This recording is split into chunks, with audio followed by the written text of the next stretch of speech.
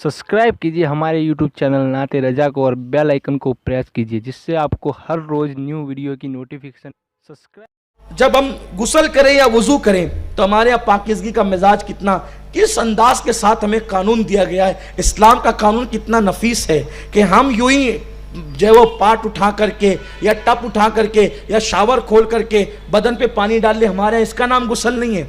हमारे यहाँ गुस्ल इसका नाम है कि हम पहले वजू करें, ये सुन्नत है। और वजू के अंदर 3 फराइज हैं, वजू के अंदर जो 4 फराइज हैं और गुस्ल के अंदर 3 फराइज हैं।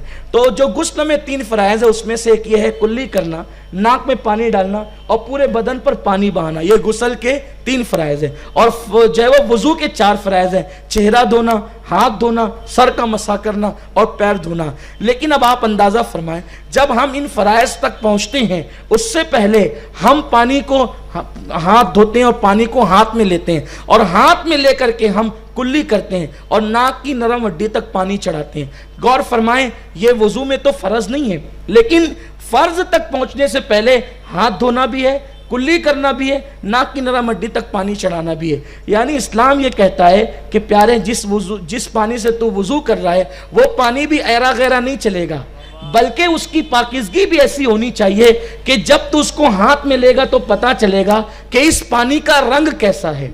ऐसा नहीं है कि उसमें पत्ते गिर गए और पत्तों की वजह से उसका रंग मुतगय्यर हो गया, तो ऐसा पानी भी हमें नहीं चलेगा वजू के लिए, बल्कि पानी भी अपनी असल हैत पर चाहिए, तब उससे हम वजू कर सकेंगे। यानी ये नहीं है कि सिर्फ पानी डालने का नाम हमारे यहाँ गुस्ल या वजू है, बल्कि पानी की भी एक क्वालिटी हमारे यहाँ। बल्कि अल्लाह अकबर, इस्लाम में तो पाकीज़गी का निजाम ये है। उलमा फुक़हा यहाँ आप उनसे पूछ सकते हैं कि जो पानी मुस्तामल है उससे भी हम वजू नहीं कर सकते, उससे भी हम गुस्ल नहीं कर सकते। ये मुस्तामल किसे कहते हैं कि वो पानी पाक तो है लेकिन किसी बेवुजू या बेगुसल के आदमी ने उसमें अपनी उंगली डाल दी, कसदन उंगली डाल दी। इस्लाम कहता है ये पानी अब इस काबिल न रहा कि इससे वजू किया जा सके या गुस्ल किया जा सके।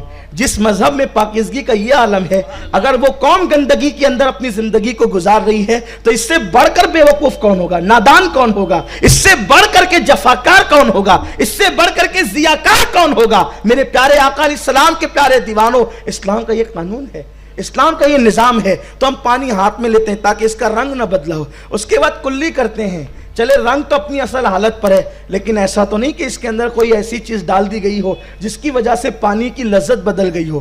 पता चला हम जिससे वजू या गुस्ल करते हैं वो पानी भी हमें ऐसा चाहिए जैसा वो आसमान से बरसा था, जो लज्जत वो लेकर के आया था उसमें वो लज्जत कायम रहनी चाहिए, तभी जा करके वो पानी हमारे इस्तेमाल के काबिल होगा। और उसके बाद हम नाक की नरम हड्डी तक वजू में पानी चढ़ाते हैं ताकि उसकी बू भी तब्दील ना हो। जो बू वो लेकर के आया था उस बू पर जब तक वो कायम नहीं रहेगा वो हमें पाकीज़ा नहीं कर सकता। ये इस्लाम में पाकीज़गी का निज़ाम है।